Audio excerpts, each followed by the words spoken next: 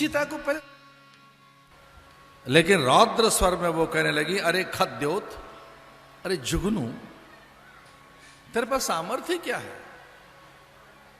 इससे पहले सीता ने उसे देखा ही नहीं था, वो देखना भी नहीं चाहती थी।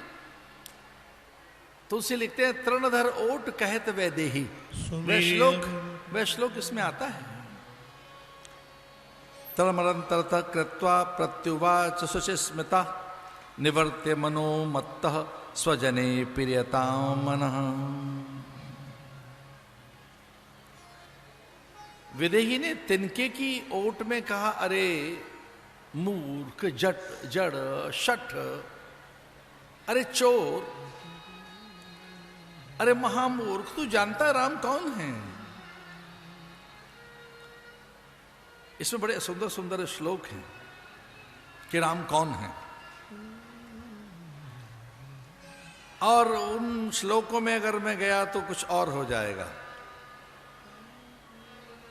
उन्हें लगा कि एक बार राम का रामत्व, ब्रह्मत्व, उनका ईश्वरत्व, उनकी भगवत्ता, उनकी अनंतता, उनकी अजेयता, उनकी करुणा, कृपा, उनका अनुग्रह, उनकी असीम करुणा, राम के स्वभाव को, राम के प्रभाव को, राम के समग्र शक्तियों को, उनकी अतुल्य तेज और उनकी असीम सामर्थ्य को मैं बताऊं, भयभीत हो गया वो।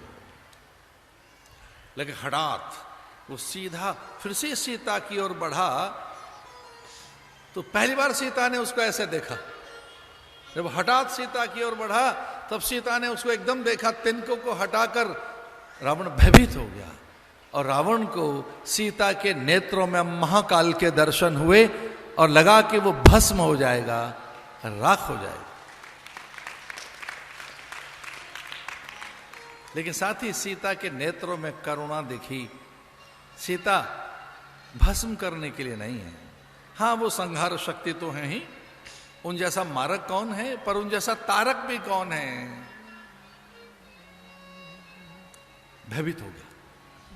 कोई कोई कहते हैं कि उसमें राम दिखाई दिए,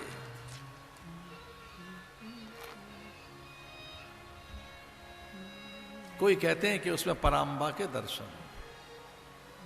श्वेद से भीग गया रावण का मस्तक, पसीने से नहा गया रावण, भयभीत होकर थर थर थर थर कांपने लगा वो, अत्यंत व्यथित, आहत होकर, सीता द्वारा तिरस्कृत होकर, अत्यंत पीड़ित होकर, श्रीहत होकर, ऐसा लगा कि अब रावण में कोई श्री नहीं रही, शक्ति नहीं रही, वो अत्यंत तेजहीन, बलहीन हो गया है। ऐसा लगा कि अब इसका आयुष्य गया, आयुहीन हो गया है। ऐसा लगा कि ये कोई सामान्य कोई एक है कि एक तनिक सा पवन का झकोर आए और ये गिर पड़े, श्रीहत हो गया। सीता को भार्या बनाने के संकल्प से ही अब उसके भीतर के वे सारे बल, उसका पराक्रम सब शिथिल हो गया। पर सीता ने विचार किया कि अब देह रखना ठीक नहीं, ये तो आज आया है, फिर हर दिन आएगा, अब प्राण भी क्यों रखे। हंस, यहां राम आ भी नहीं पाएंगे, ठीक ही तो कह रहा है रावण। इसलिए वो त्रिजटा से कहने लगी, अरे त्रिजटा, मेरे लिए सूखे काष्ठ का प्रबंध करो, लकड़ियां बीन बटोर कर लाओ, कहीं से थोड़ी सी अग्नि ले आओ, अब मैं प्राण देना चाहती हूं। और ये सब हनुमान जी देख रहे हैं। त्रिजटा ने कहा कि मैं अपने मौन को भंग करना चाहूंगी, अब बहुत हो गया रे निशाचर्यो त्रास देते हुए सीता को, लेकिन अब मैं बताना चाहूंगी कि सीता कौन है। मैंने सपना देखा है, और मेरे स्वप्न कभी भी मिथ्या नहीं होते। जैसे स्वप्न भरत ने देखा, जैसे स्वप्न कौशल्या ने देखा, स्वप्न गौरी ने देखा, स्वप्न त्रिजटा ने देखा। एक जगह तो आता है कि मारीच को भी काफी सपने आते थे भगवान के। त्रिजटा ने कहा कि मेरा स्वप्न सदा सत्य होगा। वैसे सपने 7 प्रकार के होते हैं, जो दिन में देखे जाते हैं सपने वो कभी पूरे नहीं होते। रात्रि के प्रथम प्रहर का सपना पूरा नहीं होता, मध्य रात्रि का भी स्वप्न पूरा नहीं होता। हाँ, जो ब्रह्म मुहूर्त में सपना देखा जाता है, निशांत वेला में, और स्वप्न देखकर आपकी आंखें खुल गई हैं और फिर आप जगते रहें, सोए नहीं हैं, तो फिर वो कभी कभी सपने पूरे होते हैं। पर अगर आपको उदर विकार है, आप में त्रिदोष है, वात पित्त कफ में असंगति है, अथवा तो पाचन तंत्र आपका शिथिल है, मनोविकृति है, आप मनोरोगी हैं और बहुत सपने आते हैं, तो वो एक अलग बात है।